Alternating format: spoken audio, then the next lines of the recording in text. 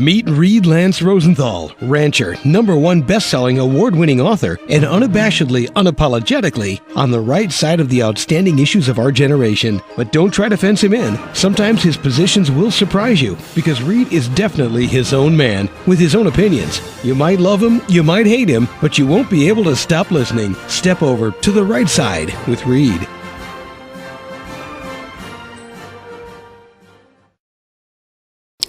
Happy July 4th weekend. This is Reid Rosenthal on the Right Side Radio, broadcasting you out of KGAB AM 650 and the Town Square Network and Easy 101, Colorado Springs, northern New Mexico, and Denver, 780 AM. Hello, Rocky Mountains. So, we're going to have a little fun today. We're going to talk about July 4th. There's going to be some interesting things posted with this show on the archives, on the rightsideradio.com.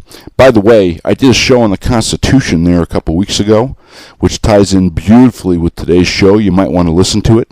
Did you know that most people don't even know what the Declaration of Independence is or exactly what July 4th celebrates? A lot of people think it's the Constitution. It's not.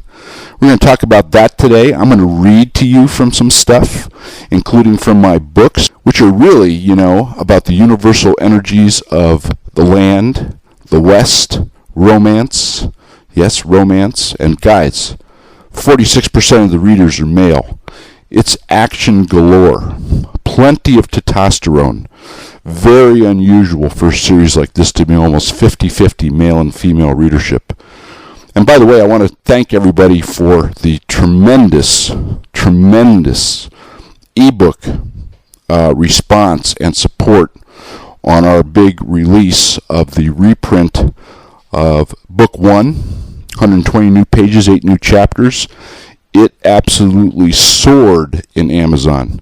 In fact, as of this show, it's somewhere around 28 or 30 in the overall Kindle store out of 2 million plus titles, and it's a #1 bestseller in Western romance, historical fiction, historical romance, family saga, you name it. And guess what's #2?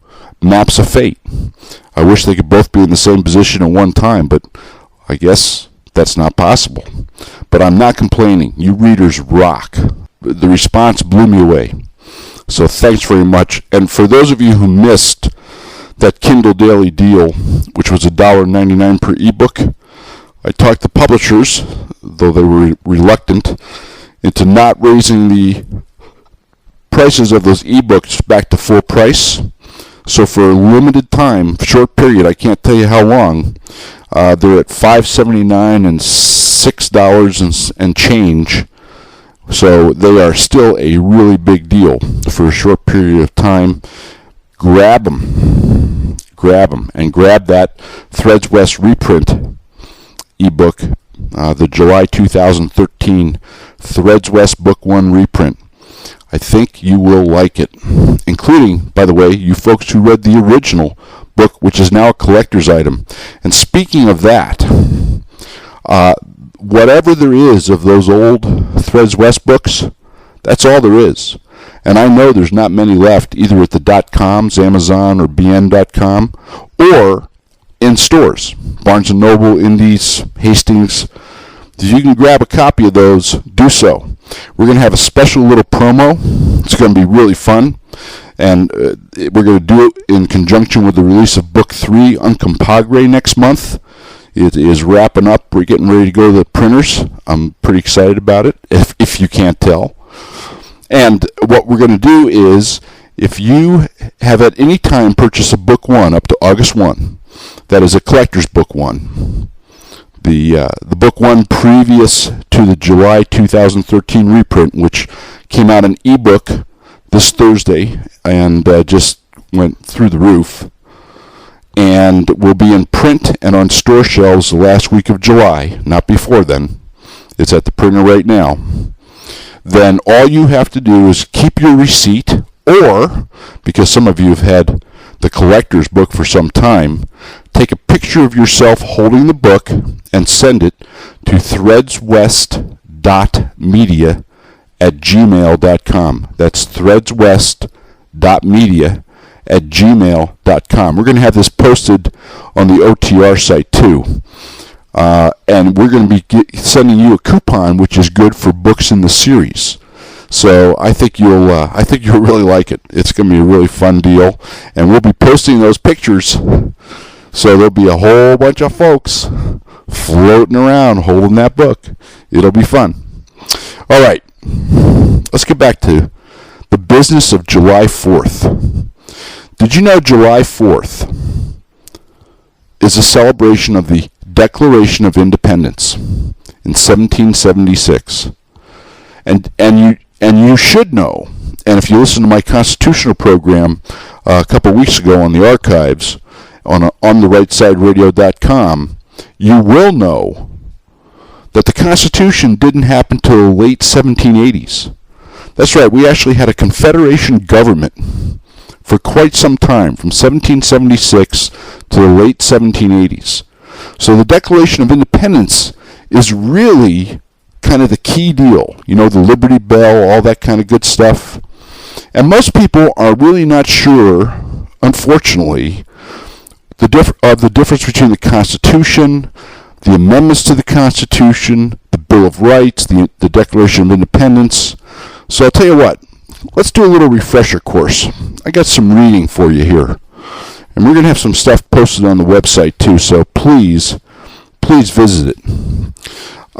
The Declaration of Independence, folks, was basically a long one-page, parchment document signed by brave patriots a long time ago. 269 years, if my math is right. Maybe I'm a year off. But the bottom line is, these people, as this document says at its end, you've probably heard these words before and wondered where they came from. These people, they are absolutely courageous. Not only did they have the foresight to draft a Constitution a decade later, but they had the courage, they had the stamina to stand up to the greatest power on earth, Britain. Put their property at risk, their lives at risk, their families at risk, for a principle, for an ideal. So, you know, we owe everything to those folks. And I'm gonna read you just a little bit here. In fact, I may read you the whole thing. It's one page. When in the course of human events it becomes necessary for one people to dissolve the political bands which have connected them with another, and to assume among the powers of the earth the separate and equal station to which the laws of nature and nature's gods entitle them, a decent respect to the opinions of mankind requires that they should declare the causes which impel them to the separation.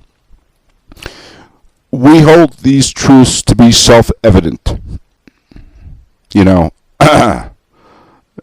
just reading these words, number one, chokes me up, and number two, gives me chills. And I don't mean the thrills that run up Chris Matthews' legs either. We hold these truths to be self-evident, that all men are created equal, that they are endowed by their Creator with certain unalienable rights, that among these are life, liberty, and the pursuit of happiness, that to secure these rights governments are instituted among men, deriving their just powers from the consent of the governed. Boy, is that true now, folks? Huh?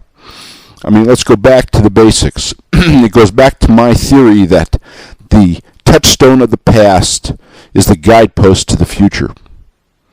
To continue, that whenever any form of government becomes destructive of these ends, it is the right of the people to alter or abolish it, and to institute new government, laying its foundation on such principles and organizing its powers in such form as to them shall seem most likely to affect their safety and happiness. Prudence, indeed, will dictate that governments long established should not be charged for light and transient causes, and accordingly all experience has shown that mankind are more disposed to suffer, while evils are sufferable, than to right themselves by abolishing the forms to which they are accustomed.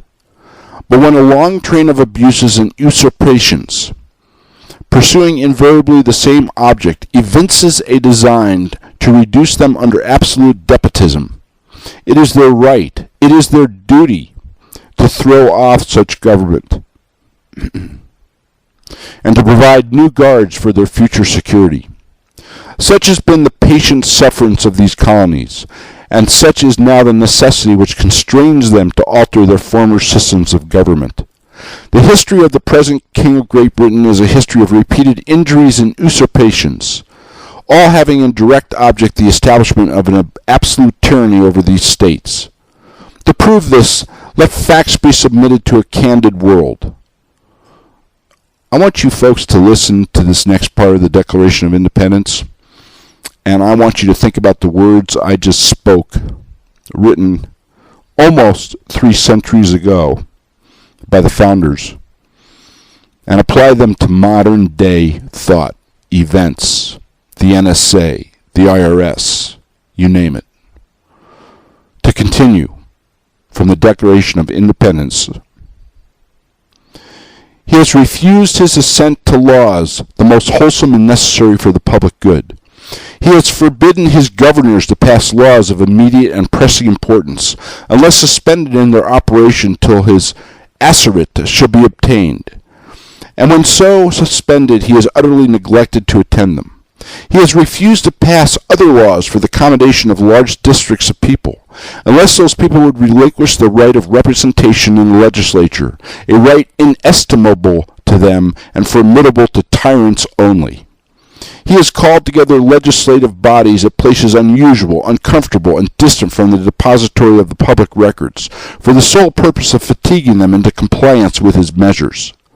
He has dissolved representative houses repeatedly for opposing with manly firmness his invasion on the rights of the people.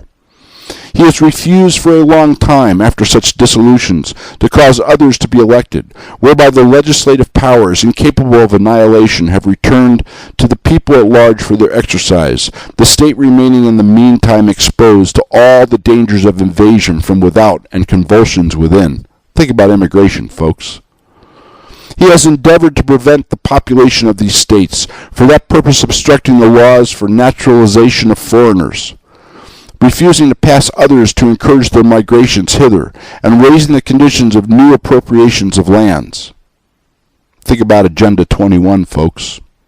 Think about the historical land grab of the federal government.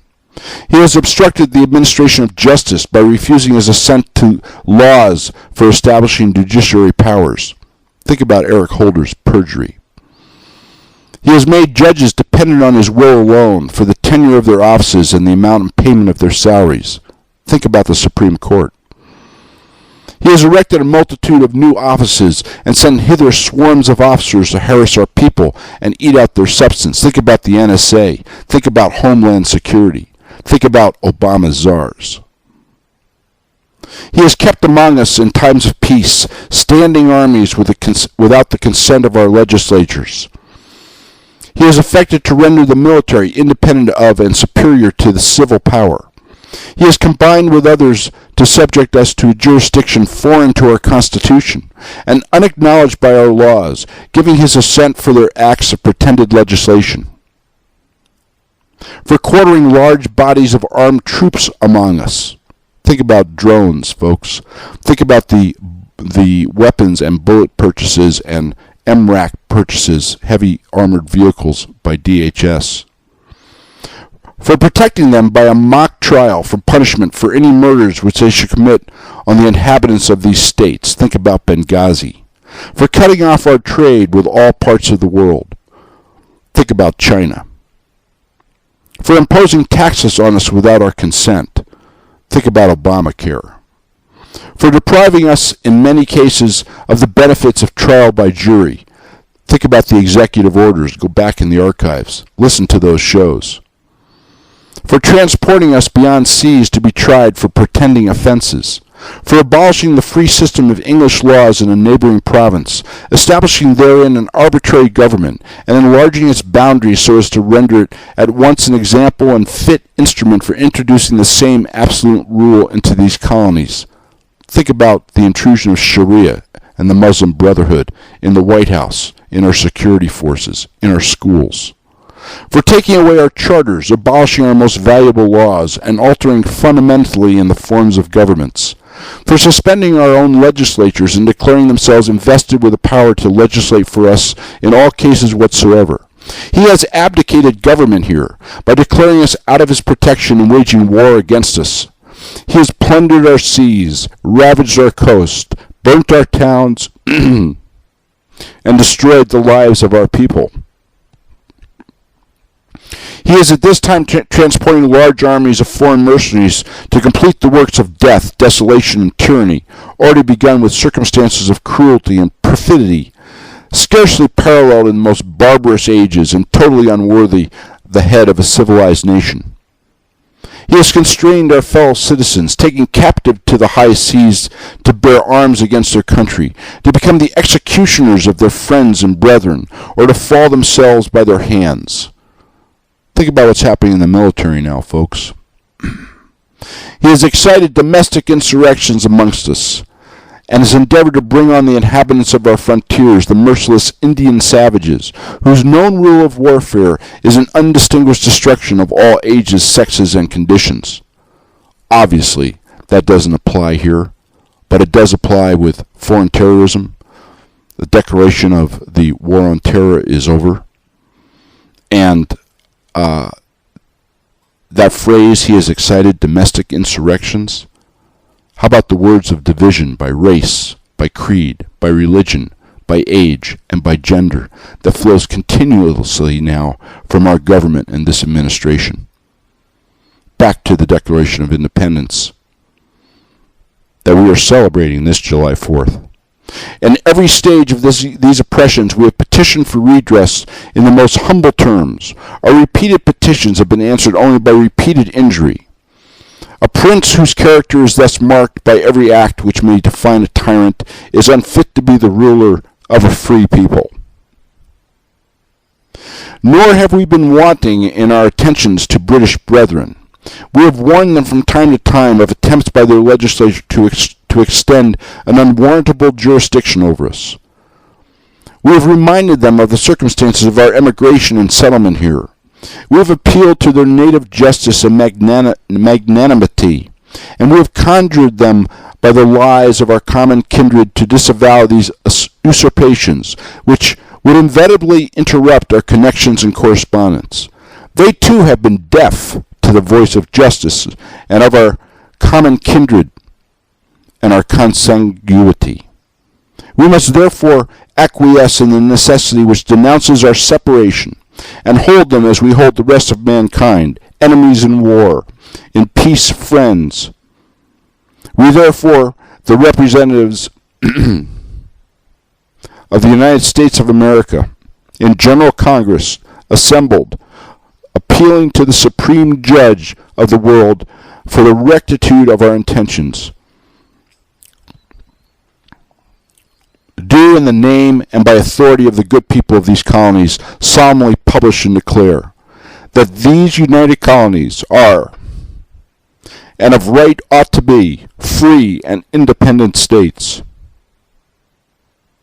that they are absolved from all allegiance to the British Crown, and that all political connection between them and the state of Great Britain is and ought to be totally dissolved, and that as free and independent states they have full power to levy war, conclude peace, contract alliances, establish commerce, and to do other acts and things which independent states may of right do. And for the support of this declaration, and it really does choke you up. And in support of this declaration, with a firm reliance on the protection of divine providence, we mutually pledge to each other our lives, our fortunes, and our sacred honor. Well,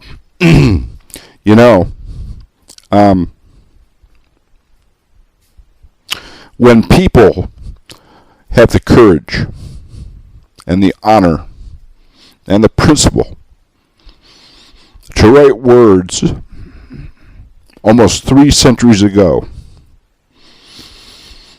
words that are the basis of our freedoms, And when a big strapping rancher cowboy can read them and get choked up,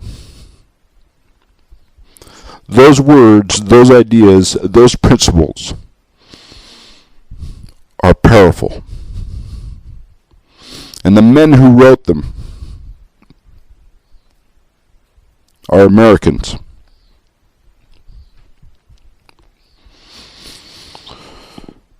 How far we have drifted. How far we have drifted. And it's up to us, folks, to turn this ship around and get it back to the port of liberty. And that is what July 4th is about. So, I'm going to take a little break here. When I come back to you, I have some more reading for you. This will be from or about other brave Americans, men and women. They had neither country nor culture in common. And you'll recognize these characters. They are your friends, your co-workers, your family. They're you. They're us. Be right back. 400,000 readers have made the Threads West an American Saga series a #1 bestseller in 2011 and 2012. Threads West and Maps of Fate are the first 2 books of a 16-book tale of the adventure and romance of America, her people, her spirit, and the West, winning 8 major national awards including Best Western, Best Romance, and Best Historical Fiction. Author Reid Rosenthal is a 4th-generation land and cattleman whose cowboy heart and poet's pen capture the spirit of the American landscape. His long-standing devotion to wild and remote places and to the people, both past and present, who leave their legend and footprint upon America and the American West, is the inspiration for all of his writing. Threads West, the first of the series, and Maps of Fate, Book 2, are available at all major bookstores, Hastings, Barnes & Noble, and on Amazon.com. Or go to threadswestseries.com. That's threadswestseries.com. Welcome back to On the Right Side Radio. Welcome Rocky Mountains on this July 4th weekend. You know, if you get a chance, go to the archives. This show will be posted contemporaneously, as it always is with my AM broadcasts. Read the articles that go along with it, and there'll be more posted over the next few days. And we're going to post an entire copy of the Declaration of Independence, which I just kind of got choked up reading. My apologies for that. But, you know, this is big stuff. And not only am I proud, not only do I love this country and what it stands for, but I am really pissed off over what people are doing to it. I mean, really pissed off. And I hope you are too. Because, you know, if you can focus that anger into action, we can change what's going on. We can change the treasonous acts, the absolute disregard of this document, the Constitution, and our basic principles, which is being blatantly displayed across a myriad of landscapes, from the IRS to the NSA to Benghazi to the military to the Supreme Court to you name it. I mean, the list is endless, and the lies are continuous, including perjury to Congress by the head of the IRS, the head of the NSA, the Attorney General. What a joke. It is a disrespect to us, the American people. It is a complete disrespect to the brave men who signed this Declaration of Independence that we're celebrating this weekend. The people who run this country today don't know what the words sacred honor means. And we're going to have to instruct them or re-instruct them in it. Or better yet, replace them. Elections are coming. Elections have consequences. I think that's really clear over the last decade and particularly over the last 5 years. So, people have asked me why I have tackled a huge 3.5 million plus or minus word kind of iconic American epic saga that begins in 1854 and will end in the real time of the contemporary West. That includes all sorts of multicultural characters: Native Americans, blacks, Asians, Hispanics, Europeans. There's many reasons, I suppose. I promised myself a long time ago when I was 9 years old that I would write books. The story's on my website, reidlancerosenthal.com. You might get a grin out of it. Took me a long time to kind of kick myself in the butt and get that going. To those many who ask me why I write, I guess I would say that, I'm fascinated with interrelated energies of all things, and the more primal the current, the greater my interest. I really think in the wide range of tugs to the human soul, there's nothing that compares to the power of the land and the power of our freedoms. And it underlies all that we are and all that we do.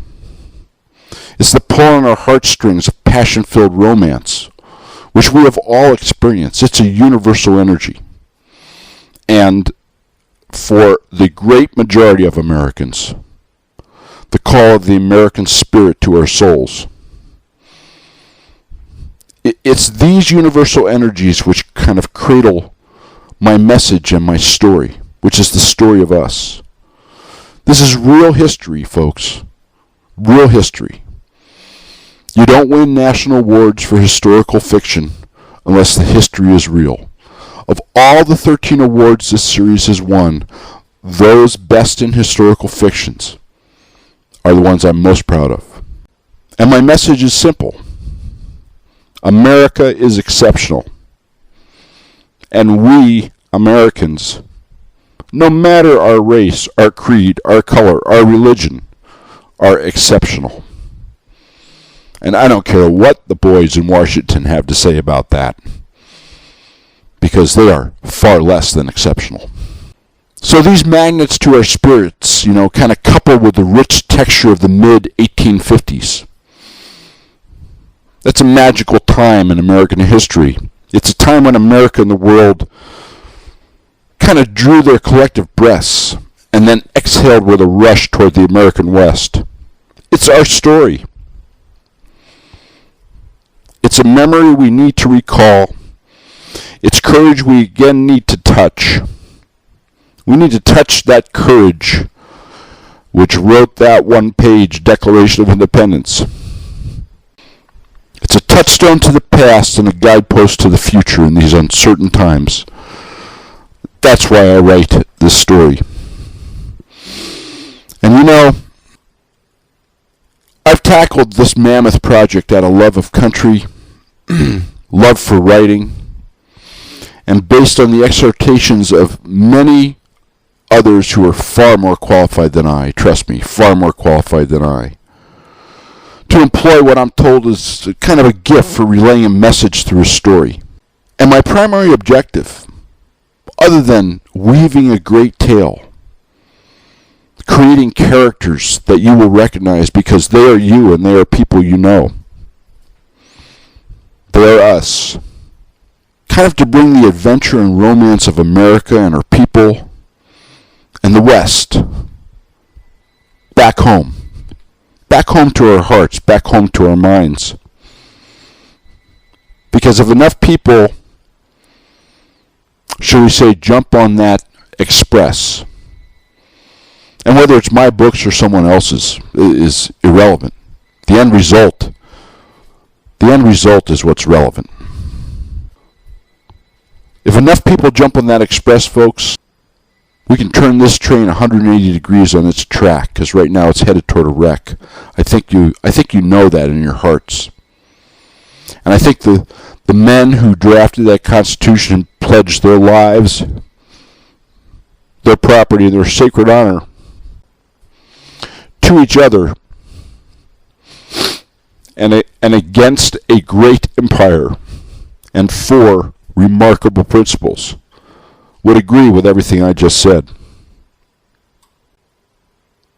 The website, threadswestseries.com, it'll give you a good overview of this series. I mean, it's really in its infancy. 3rd book's coming out shortly. 4th book coming out this fall, and then 4 books a year.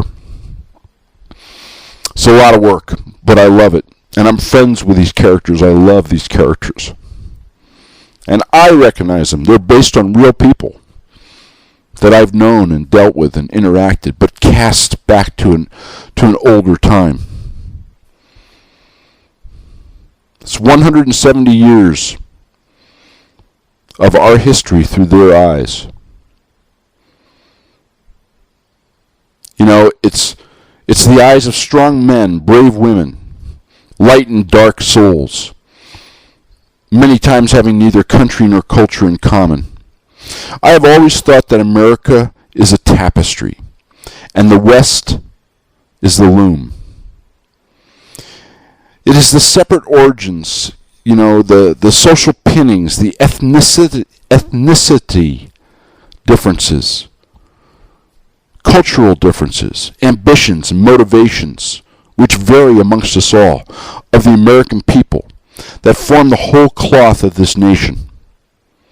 The blend, conflict, push-pull of these sometimes competing and other times shoulder-to-shoulder threads of lives, then and now, is what makes us unique.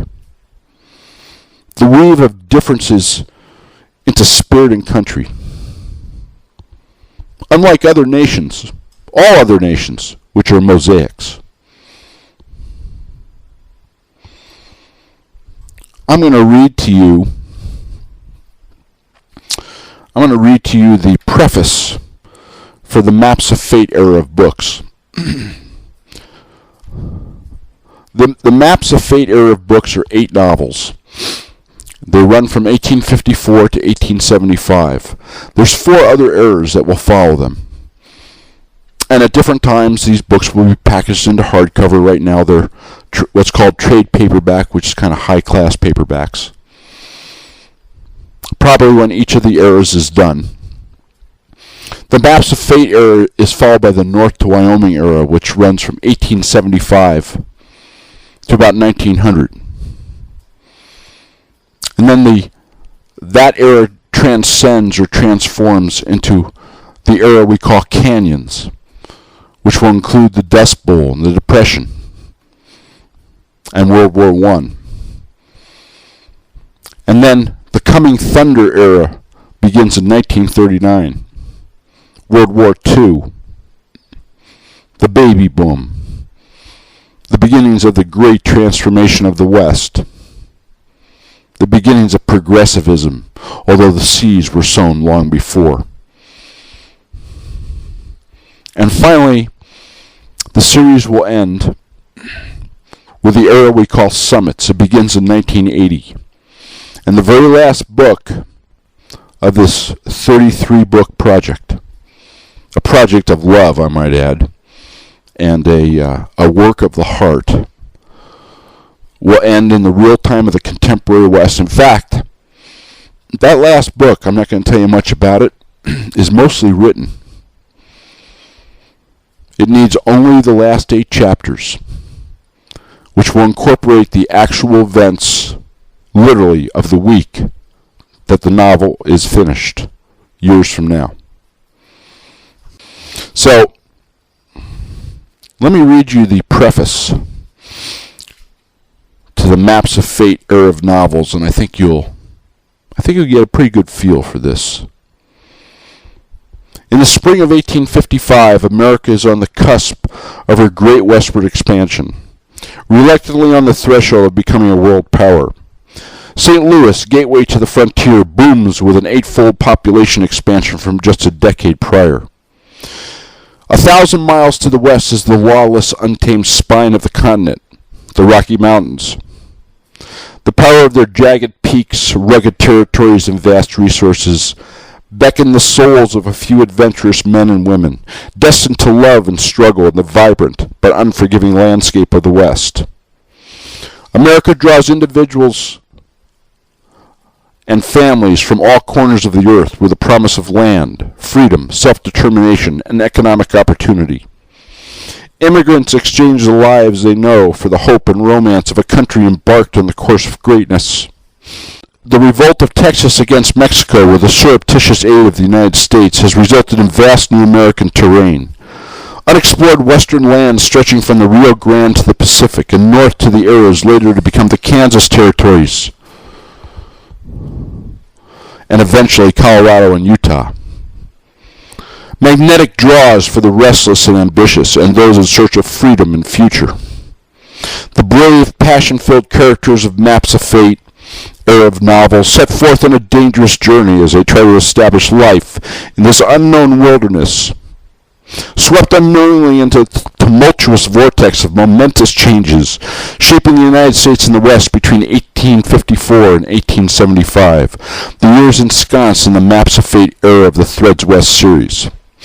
Secret maps, hidden ambitions, and magnetic attractions, inherent in lives forged by the conflicting fires of love and loss, hope and sorrow, life and death, shape their futures and the destinies of their lineage. America is in transition, the lives of the characters shaken by events they cannot foresee. Spurred by a lust for gold, land, and the conquest of Mexican territory, a massive westward migration begins. Railroads and telegraphs will soon pierce this wild land. The first newspapers in the West roll off the presses in Leavenworth and Lawrence, Kansas, and Platte Valley, Nebraska. Opposing stands on slavery ignite deadly hatred throughout the Kansas territories. The budding enmity between North and South flares into the winds of war, and the remote fringe of the frontier falls into virtual anarchy, as most of the meager army troops assigned to protect this area withdraw to the east. On the front range of the Rockies, newly spawned Denver City, built on the shores of Cherry Creek, booms with the impact of gold discovered in the Pikes Peak area and the Ouray, San Juan, and Uncompahgre mountain ranges. The Civil War erupts, and the fires of deadly tumult sweep west. Some of those manacled by the chains of slavery set their life sails to the winds of freedom. A Confederate army mustered in Texas is repulsed by the Denver militia. The broken treaties between the white man and the Native Americans spread into bitter and contagious conflicts throughout the West. The resolution of the Indian problem leaves families and hearts broken, forever staining the pages of American history. Momentous changes continues, igniting further greed and compassion, courage and treachery, rugged independence, torrid passions and fierce loyalties. The discovery of gold in California and the meaning of the tracks of the Union Pacific Railroad from the east and Central Pacific from the west in 1869 underpinned the rise of the robber barons, cattle empires, and commerce, drawing hundreds of thousands to the Rockies and beyond. A tidal wave of hopeful souls falls on the trail of the strong men and women of Maps of Fate. The throngs of those displaced by the devastation of the Civil War add to the torrent of humanity flowing west. In the last books of the Threads West novels, Maps of Fate era, Uncompahgre, Footsteps, Moccasin Tracks, the first of the Threads West generation, born in the remote and sparsely settled West, begins to mature and contend with this cauldron of events, their lives unsettled by personal tragedies, triumphs, loves, and loss. Colorado, Wyoming, Utah, and Montana evolve into separate and distinct territories, and then achieve statehood. Law and order struggles as outlaws linger on the outer edges, and range wars erupt between the landowners and the landless, sheep herders, cattlemen, and sodbusters. The clash of cultures, creeds, and beliefs and bitter rivalries over the control of scarce water resources fuels further violence and cruelty. These decades of the Maps of Fate era of the Threads West series become the crucible of the American spirit. This violent but magical period in American history will affect forever the souls of generations, the building of the heart of the nation, the destiny of a people, and the relentless energy and beauty of the Western landscape. This is our story. Well, I think that gives you kind of a feel, folks. And you know, I'm going to read you just some little snippets, too. First, I'm going to read to you from Threads West, the initial book. It is about the vanguard of 5 generations of characters. Unforgettable characters, I think. I hope you'll agree.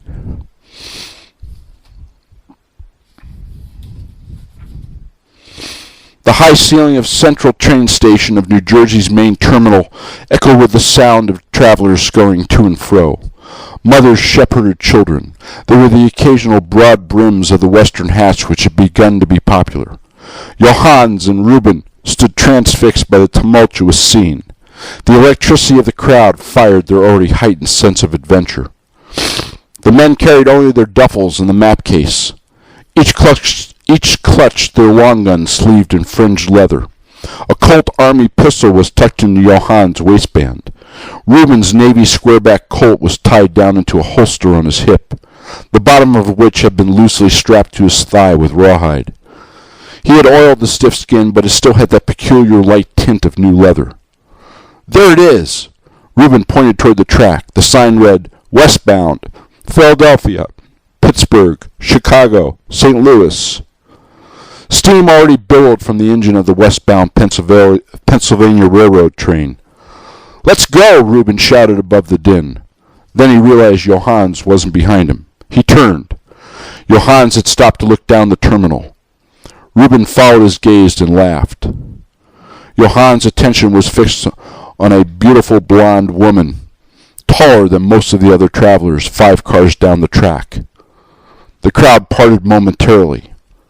Next to the tall blonde was a petite brunette. And I'm going to read you a couple little spots too from Maps of Fate. That first was from Threads West, the initial book, which, by the way, begins in England, Ireland, Norway, Denmark, and Prussia.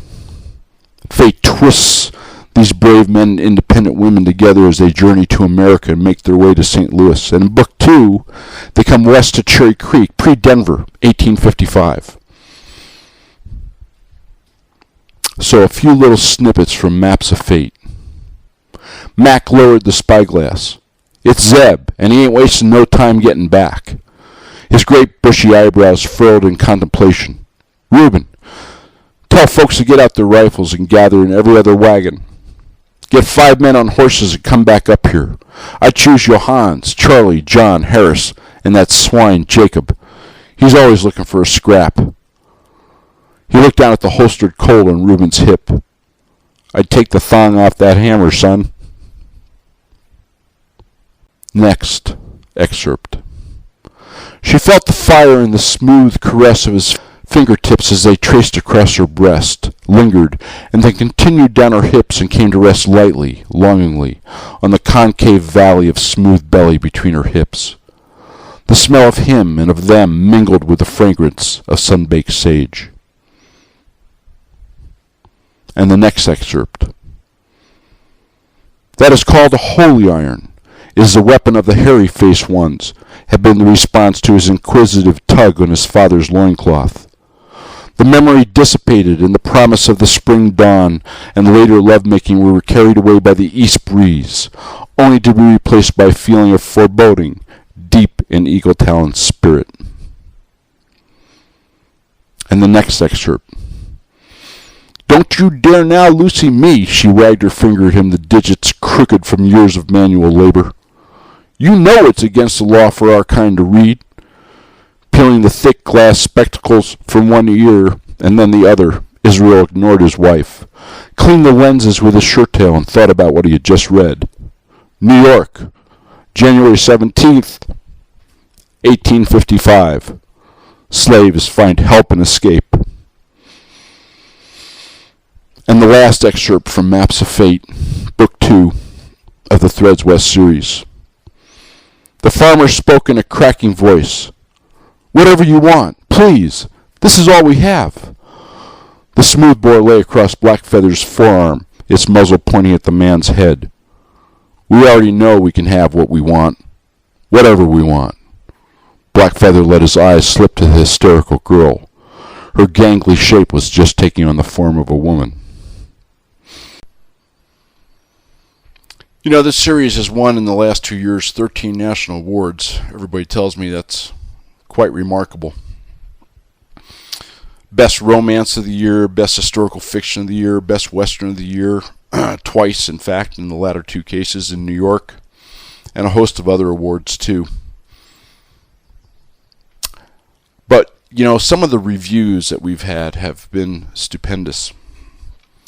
From readers, number one best-selling authors, specialists in creative writing. Sometimes I read them and I go, wow, are they writing about my books? We're going to post a few on the ontheRightSideRadio.com site along with this show. You can go to threadswestseries.com. You ought to sign up there. It takes like 5 seconds. You'll be in the know as to the book releases, awards, contests, all sorts of great stuff the publishers do with the books. Saves you money, and you can win some great prizes. So that's threadswestseries.com, and there's, I don't know how many reviews we have, 1,500, 2,000. And yeah, we got 40 or 50 bad ones, but the rest are, wow, I'll tell you what, they humble you. They make you proud and they humble you all at one time. I'm just going to read you a couple here. We'll have some more posted on the site for your enjoyment if you feel like reading them. Eve Paludin, two-time national #1 best-selling author, Writer's Digest. The splendor and adventure of Threads West, an American saga, has now surpassed my long-ago love affair with McMurtry's Western saga, Lonesome Dove. Reid Lance Rosenthal has provided gripping hours of authentic Western history, action, drama, heartfelt romance, and something extra special and seldom seen in literature of this caliber. Well-written, sizzling sensuality. 5 stars is not enough. Let there be more books soon. And from John Weaver, Senior Editor, Page One Literature, #1 e-zine, web-based literature magazine out there. Every now and then an author in a book comes along that grabs readers' hearts and attention and creates a literary stir. The Threads West, an American Saga series by Reid Lance Rosenthal is an instant classic. Lois Henderson from bookpleasures.com. Masters General Linguistics, AD Library Information Science.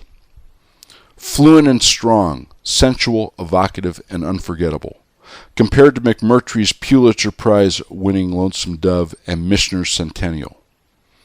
Rosenthal's epic masterpiece will rival even some of Louis L'Amour's best-loved work. I could go on, but that gives you an idea. It's nice to see what other people think about it. Maybe I'll do one more. Just because it's July 4th, it's a holiday. And it's a treat for me to read them. I don't get to do that often. This one's from Max McCoy. He's the author of the 4 Indiana Jones and 18 other novels. Screenwriter for Spielberg's Into the West. Multiple national award winner. He's won all sorts of spurs. Professor of creative writing. Quote, epic storytelling, detail, and dialogue. Rascals, passion, action, real. Keep writing the Threads West series. Anyway, folks, I guess the only way to find out is to saddle this horse yourself. See what you think. Write a review. So I hope you folks have enjoyed my wanderings today, my acquainting you or reacquainting you with why we celebrate July 4th, the courage of the men who wrote that one-page incredible document, the Declaration of Independence, and who, for the sake of us and our children, pledged their lives, their property, and their sacred honor for freedom. Have the best of July 4th. Happy, safe, healthy, and maybe wealthy too. This is Reid Lance Rosenthal. Happy birthday, America. We'll talk to you next week.